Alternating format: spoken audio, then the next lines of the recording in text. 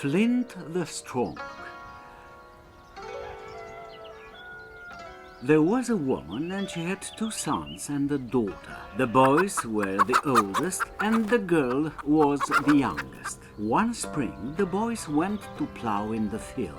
They plowed as much as they could. Only one more section of the field remained, but it seemed to them more difficult than all the previous work. They were exhausted. Mom, prepare us food and have Sister bring it to us up the hill. Oh, my dears. The hill is so far away, and she is so small. She will get lost and disappear. She will find us, Mom. We will harness the oxen and stretch the furrow from the house to the hill. She will go along the furrow and get straight to us. The mother began to cook, and the brothers took up the plow and urged the oxen, shouting, "Hey!" and "Hey-ya!" They began to make a furrow from the house for their sister. The furrow became deep and the road wide for their sister. The work was going well that day. The brothers were waiting for food, nor hot nor cold, but just right, and expected to eat in the field. The food in the field is not the same as at home. It seems even tastier. The appetite grows faster on fresh air. The brothers all looked along the furrow. Time passed and hunger grew with each passing hour. Sometimes dreams do not come true. It also happens that on the one hand the sun rises and on the other the shadow thickens. Not far from their field stretched the domain of an old dragon, white as winter and gloomy as rainy autumn. The dragon found out where the girl was heading and decided to catch her and make her a slave. He took his plow, reached the furrow, and began to fill it up, blow it out, and trample it down. When he got to the outskirts of the village, he threw off the plow with a copper plowshare from his back and made a deep furrow to his palace. The girl left the outskirts and went along the furrow, but she did not come to the brothers, but straight to the dragon's palace. The dragon grabbed her, locked her in his mansion, and gave her lots of work. The grief of the brothers and mother was great when they found out that their little sister had gone missing. They sought for a long time where she went.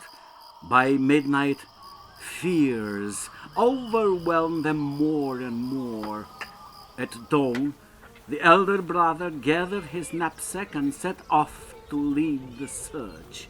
He saw a fresh furrow and the footprints of his sister walking along with it. Some footprints stood out better than others on the wet ground. As stormy waters carry trees downstream and to eternal burial, so the dragon's furrow led the man not to live, but to death. Who could help him? He walked faster and faster on the fresh trail of his sister. The furrow ended, and the man stepped into the dragon's kingdom. Nearby was a large garden with lots of trees. In the middle of the garden stood a palace of gold, adorned with precious stones and sparkling in the sun. However, the man was not frightened and boldly went to the palace. As he jumped over the fence, he heard a girl's voice. Good fellow, wait, and do not go into the garden. There, the dragon sees everything. When the dragon sees that you trespassed, he will kill both of us. The man looked around and saw his little sister in front of him. She recognized him and approached with tears in her eyes. Oh, my brother, leave. Otherwise the fierce dragon will appear, and when he sees you, you will die. Sister, come with me. As you left us, the sun's light became dim, and a river of tears did appear. Hurry up. She said. Holding hands, they started to run. However, before they even had time to take 3 steps, the dragon's mace fell right in front of them. Mace was so huge that it was impossible to go around it. Then the terrible dragon appeared before them and asked, "Well, boy, are we going to fight?" or feast? Let's fight. Then the dragon looked at the sword that was on his thigh and shouted, My sword, get out. Leave the scabbard. Knock him out. The sword jumped out, hissed in the wind, and knocked the older brother down. The dragon grabbed his mace, circled it over his head, and threw it far, far beyond the palace, beyond the garden, to the very edge of the kingdom, into the hole formed by the blow he threw the poor man. Time passed. Anxiety, and especially the mother's tears, prompted the second brother to follow the same path along a fresh furrow. He walked for a long time, maybe even a day, past a large pit made by the dragon's mace, and reached the garden. He wanted to step into this garden when he heard the girl's voice. Good fellow, wait, and do not go into the garden. There, the dragon sees everything. When the dragon sees that you trespassed, he will kill both of us. The young brother turned his head and saw his sister. She recognized him, came up with a sad face, tears pouring in a stream, and said, Oh, brother, leave quickly, or the dragon will come and take off your head. Sister, come with me. As you left us, the sun's light became dim, and River of Tears did appear. As soon as they took 2 or 3 steps, out of nowhere, a fierce dragon blocked their way. Wait and answer. Shall we fight or feast?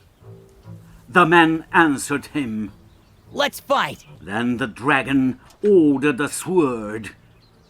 My sword, get out. Leave the scabbard. Knock him out. A sword jumped out and cut off the younger brother's legs above the knees. Then the dragon threw him along with his feet into a large pit. The grief was great, but it became even greater. The girl turned black like the earth. She shed bloody tears. Every day she made her way stealthily to a deep hole and threw food for her brothers. Mother was still waiting for at least one of the children to return. Once she wanted to drink water. She quenched her thirst, sat down to rest a little on flintstones, and conceived from this. She soon gave birth to a boy. Her son grew up very fast. Another will not grow as much in a year as he did in a day. She called him Flint the Strong, in honor of that flint at the well. Only 2 weeks passed, and he was already playing with 12-year-olds. Moreover, he was incredibly strong. This one, if he goes, he will certainly find his brothers and sister. Flint heard these words and ran back home. Mother, do I have brothers and sisters? Upset, his mother replied, You have no one else, Flint. Only it is not easy for a mother to deceive her child. Sorrow tormented her. Flint noticed how his mother was saddened. He believed in rumors even stronger. Once, while hunting, he wandered onto a green lawn and saw an iron rock. I wish I could make a mace out of it, he thought, and took it to the blacksmith. The blacksmith forged such a mace that even 12 peasants could not lift it. Flint took it and threw it up so high that it went out of sight. I will lie down to rest. As soon as you hear that the mace is buzzing, wake me up. He slept for 3 days and 3 nights. On the 4th day, hearing the whistle, his mother woke him up. He jumped out and caught the mace with his knee. Then he examined it. The mace bent. It should be reforged, he thought, and carried it back to the smithy. Then he called his mother and said, I dreamed, Mother. As if an old gray-haired man came to me and advised you to crawl under the hut and from there give me a piece of bread baked by you. Then my strength will triple. What parents do for their children to become stronger and more beautiful. Flint the Strong raised hut and mother with bread in her hand, climbed under it and held it out to him from there, but he didn't let her out. His mother cried, Yes, my dear. You have 2 brothers and a sister. Then she told in detail how they left one by one and did not return. Mother got out from under the hut, added flour into the duff, and kneaded the duff, pouring bitter tears on it. Flint took fresh bread and went along the furrow in the footsteps of his brothers. He walked around the deep abyss dug by the dragon's maze and even reached a beautiful garden. He wanted to enter there when he heard the girl's voice. Good fellow, wait and do not enter the garden. There the dragon sees everything. Flint stopped and, seeing the girl emaciated, pale, tear-stained, took pity on her and held out a piece of bread. The girl brought the bread to her mouth, recognized the food from her mother's house. Where did you get this bread? Mother gave it to me. Cannot be, because my mother baked this bread. You are my sister. Flint told her how the mother had sent 2 sons, young and beautiful, to find a daughter and bring her home. So they left. He said, And disappeared. Mother knows only the day when they left, but not when they will return home. It was I who went along the furrow from the house, and my brothers followed me. We met, but the dragon did not let us return home. Dear sister, let us run away. If you are my brother, then return home as soon as possible and take care of the mother, for she is unlikely to see us, no matter how many times I try to run. As soon as I take 3 steps, the dragon catches me, hits me, and returns me. How can I recognize him? When meeting with a stranger, he always asks, "Well, boy, are we going to fight or feast?" If his prey answers, "Let's fight," he orders his sword. "My sword, get out, leave the scabbard, and knock him out." Therefore, he knocked down both my brothers and threw them into the hole made by his mace. And if someone says, "Let's feast," the dragon takes him to the palace, sets him down at the table, and begins to regale him with 3 fried oxen, wine, and bread. Such is his custom. When he gnawed a bone, he hits his guest on the head and sucks it. If someone is stronger and withstands such treatment, then it will be all the same to him. The dragon again turns to the sword. "My sword, get out, leave the scabbard, and knock him out."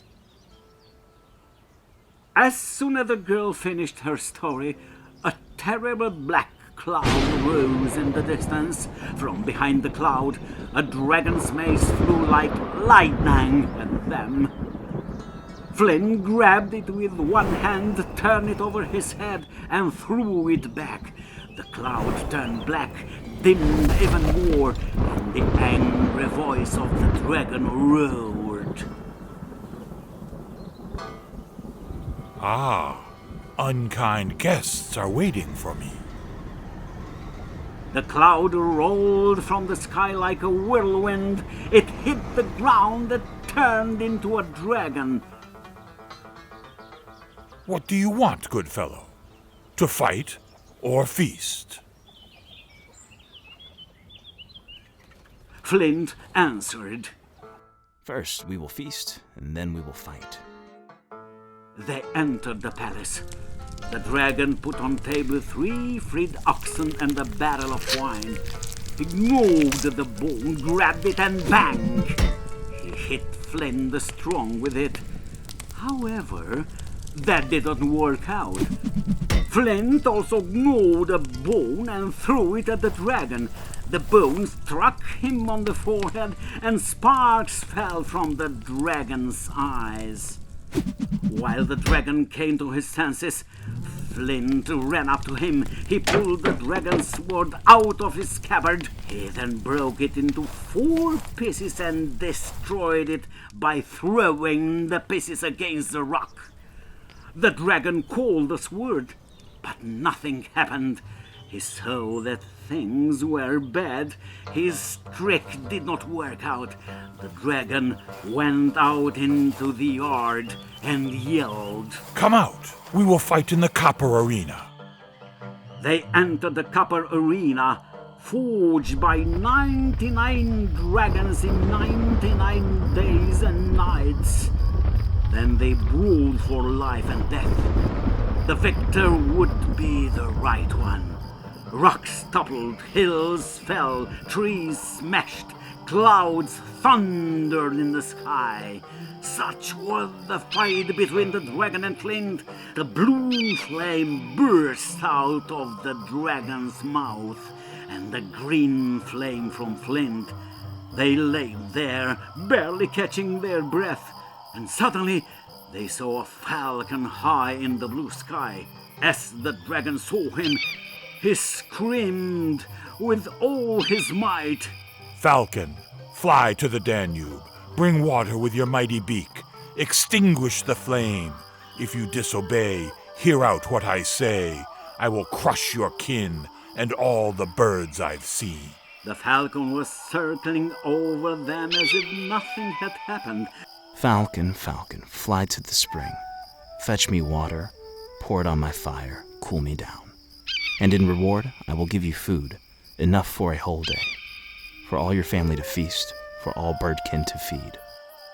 The falcon rushed to the ground and soon appeared carrying a jug of cold spring water in its claws. He gave Flint a drink, sprinkled him, and refreshed him. Feeling rested, Flint jumped up and grabbed the fierce dragon. He hit him against the ground so hard that an oil lake formed out of his body. The dragon was finished. Flint returned to the palace, found his sister. Now we go home. The fierce dragon will not stop us. The girl walked a few steps, stopped, and began to cry. Oh, Flint, I cannot leave our unfortunate brothers here. And where are they? In a deep abyss. The dragon crippled them and threw them there. Flint descended into the abyss and soon carried both brothers in his arms. Pulling them out, he looked around the valleys and headed to where the sun rises. He walked along ravines, along mountains, along stormy rivers, and at one of them he met an old woman. Good day, Granny.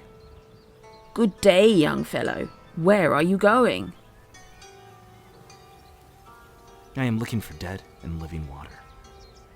There are many springs of all kinds in this valley, but it will not be easy to find dead and living water, for in almost all springs the water is poisoned. Flynn sat down in thought. Which spring was the right one? If in one try he will find the living one, then great.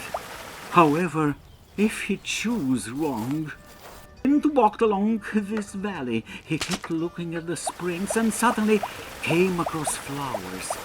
He began to tear them, gathered a large bouquet, and returned to the springs. There he dipped them one by one in each spring. All the flowers collected were enough for him. Flint turned back and examined his surroundings. Everywhere flowers withered or turned black. Only in one spring the flower blossomed more than before, and in the other it gave roots to the ground. He filled 2 jugs with water from these springs and went back. Then he applied the severed legs to the brothers, sprinkled them with dead water, and the legs grew together. He then sprinkled them with living water, and the brothers stood up as if nothing had happened. After a dark and cold night, the light of dawn and the warmth of the sun revives everything around. They lived so happily and peacefully for many, many years, and maybe they still live.